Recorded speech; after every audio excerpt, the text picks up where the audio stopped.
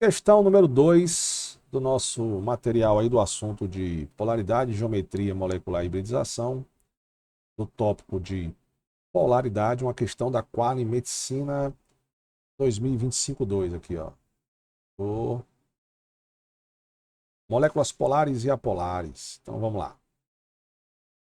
Ele fala o seguinte: a polaridade de uma molécula é um fator determinante para a sua interação intermolecular e suas propriedades macroscópicas, como solubilidade e temperatura de ebulição. As polaridades moleculares dependem da diferença da eletronegatividade entre átomos e da geometria da molécula, que pode resultar na anulação ou na intensificação de momentos dipolares individuais. Considere as seguintes moléculas.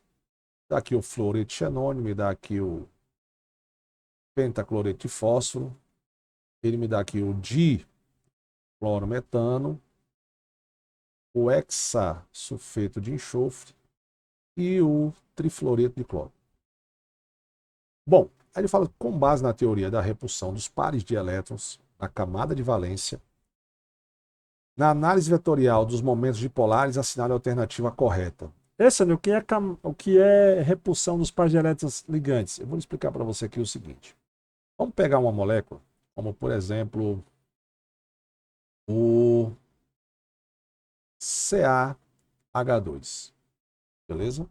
Embora seja um composto iônico, isso é importante falar, ele é um composto iônico, não tem geometria molecular, tá? Mas isso quando é sólido e líquido. Quando ele é gasoso, ele sim pode ter uma geometria molecular. O cálcio é da família 2A da tabela periódica. Então você ia desenhar o seguinte, você ia botar o cálcio no meio, os hidrogênios dos dois lados, beleza? Cada hidrogênio precisa fazer uma ligação. Aqui, ó, uma, duas. E o cálcio, como é da família 2A, ele tem que fazer as duas ligações. Então já está aqui as duas ligações. Quando você tem a molécula da água, por exemplo, que tem a mesma quantidade de átomos que o hidreto de cálcio, você geralmente desenha ela assim, concorda comigo? Só que aqui é o seguinte, essa maneira de você desenhar, em termos de geometria molecular, ela estaria errada. Por quê? O oxigênio, ele sobra pares de elétrons, concorda comigo?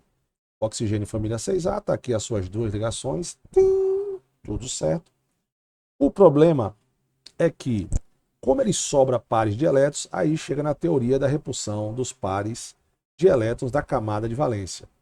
Esse par de elétronzinhos aqui, ó, os pares de elétrons não ligantes, eles são maiores, eles são mais volumosos, então eles empurram os pares de elétrons ligantes, que são esses aqui, ó.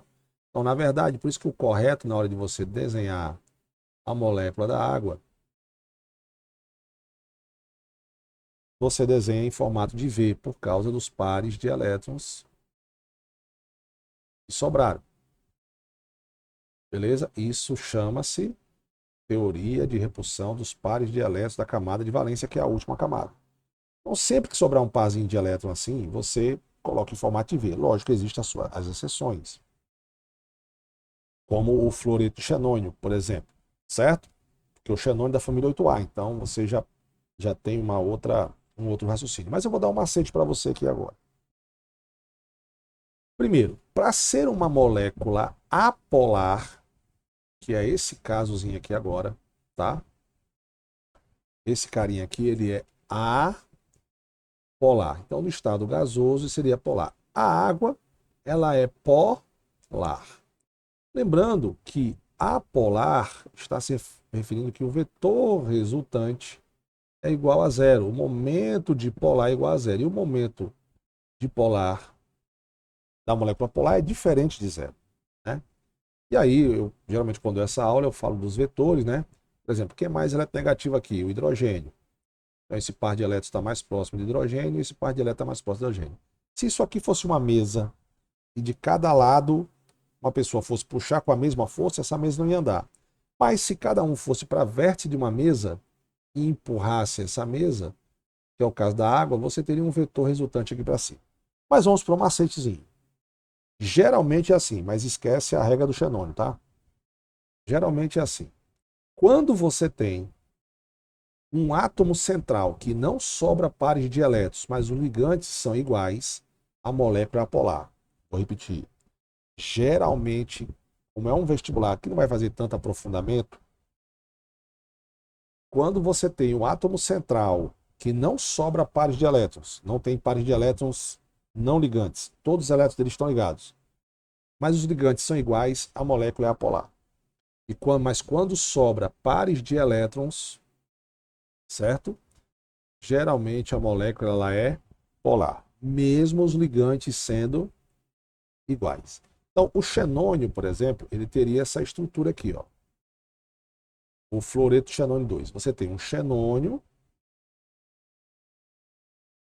ligado a dois flúors. Tudo bem que o xenônio vai sobrar 3 pares de elétrons ali na região equatorial ali da molécula. Mas, justamente, esses pares estão distribuídos nessa região de uma maneira que espacialmente, tá? Vamos falar que ela não interfere tanto nessa ligação aqui do lado. Então, nesse caso especial, a molécula ela é apolar. Tudo certo? Eu vou desaparecer, mas eu volto daqui a pouquinho. Bom, PCl5. O fósforo é da família 5A da tabela periódica. E eu tenho aqui 5 cloros. Beleza? Vou botar um pouquinho para cá. E eu tenho aqui 5 cloros. Cada cloro tem que fazer uma ligação porque é da família 7A. Ó. 1, 2, 3, 4, 5. O fósforo, que é da família 5A, você observe que todos os elétrons dele, os 5, estão em ligações, não tem nenhum sobrando. Opa, não está sobrando nenhuma ligação. E todos os ligantes são iguais. Iguais, a molécula ela é apolar. Vá gravando isso aí, beleza? CH2Cl2. O carbono é o átomo central. Esse não, como é que eu faço para saber quem é o átomo central? Macete, é o cara que tem menos átomos, né? PCl5, eu tenho um átomo de fósforo e 5 de cloro, então o menor. Então eu tenho aqui o seguinte, ó. C2, vou botar um pouquinho para cá, tá?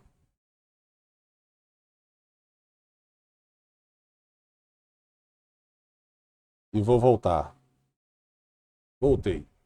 Então, C2. Então você tem um carbono aqui e você tem 2 hidrogênios e 2 cloros. Cada hidrogênio faz apenas uma ligação. Tudo certo?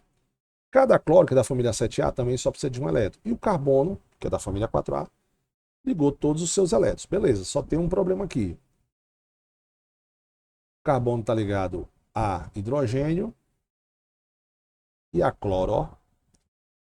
Não sobrou pares de elétrons, Sandrão. Não importa, não sobrou pares de elétrons, mas os ligantes não são iguais. Então essa molécula aqui, ela é uma molécula polar. Vai sacando o macete. Para isso você tem que saber a família e saber quantos elétrons tem na última camada. Por exemplo, SF4, por exemplo, SF4, eu tenho um enxofre e 4 flúores. Aí você ia desenhar assim em formato de cruz, né? Para ficar mais fácil. Mas vamos lá. Cada flúor só precisa fazer uma ligação, porque é da família 7A. 1, 2, 3, 4. Ei, mas o enxofre, o flúor já está estável, tudo certo, mas o enxofre da família 6A, ele tem 6 elétrons na última camada. Então vamos contar aqui, ó. 1, 2, 3. Sandrão, você está na frente. Não tô mais. 3, 4. Opa, tá faltando 2 pares de elétrons, né? 5, 6. O que é que vai acontecer? Eu não vou desenhar certinho, mas esse par de elétrons vai haver uma repulsão e esse par de elétrons lateral vai ficar em formato de V. Ah, Sandrão, mas os ligantes são iguais. Beleza. Mas sobrou pares de elétrons. Se sobrou pares de elétrons, tirando o caso xenônio, tá? Essa questão foi massa porque tem esse aprofundamentozinho aí quando você tem estruturas em que o átomo central é o xenônio, ou seja, um elemento da família 8A da tabela periódica. Esse carinha aqui é uma molécula polar. Bacana? E o último aqui, ó, ClF3. Então eu tenho CF, eu tenho um cloro para 3 flúors. Beleza. Cada flúor, como é o átomo central, eu vou focar no quem está do lado ali, né? Primeiro deixar eles estáveis. Então o flúor só precisa fazer uma ligação para ficar com 8. Só que o cloro é da mesma família do flúor, tem 7 elétrons na camada de valência. Então aqui ele fez 3, então ele fez 3 ligações, não foi? Então tá aqui, ó. 1, 2, 3, 4, 5, 6, 7. Opa! Olha a nuvem eletrônica aqui. Sobrou, Sandrão. 2 pares de elétrons, ó. Então, mas os ligantes são iguais, não interessa. Os ligantes são iguais, mas sobrou pares de elétrons. Então a molécula, ela é uma molécula. Eu fiz de laranjinha, então tem que continuar laranjinha. Ela é polar. Tudo certo? E aí, nós temos o seguinte. Vamos lá. Sumiu aqui, mas dá para a gente entender.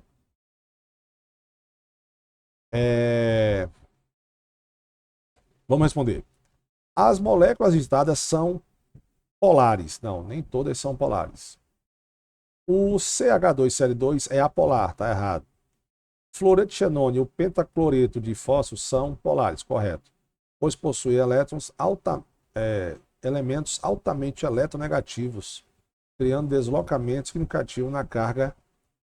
Cara, ele tem, mas não é por causa disso que a cidade alternativa é correta, né? Ele até tem o flúor, ele tem elementos químicos, criando um deslocamento significativo de carga na molécula.